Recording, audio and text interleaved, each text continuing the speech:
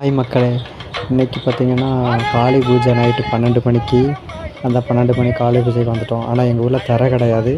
எங்கள் டீமில் இருக்கிறது இந்த 2 காளி, ஒன்று செங்காளி, இன்னொன்று வந்து கருங்காளி. 12 மணி பூஜை அன்றைக்கி செங்காளி பூஜையும் நடந்துருச்சு. எங்கள் ஊரில் திரை போடலை, இது எங்கள் வீட்டில் வச்சு கும்பிடுவாங்க. 12 மணிக்கு வந்து சாமியெல்லாம் கும்பிட்டுட்டு காளியாட்டம் வந்து பார்ட் 2 வீடியோவில் நான் போடுறேன் உங்களுக்கு. நெக்ஸ்ட் மறக்காமல் சேனலை சப்ஸ்கிரைப் பண்ணுங்கள்.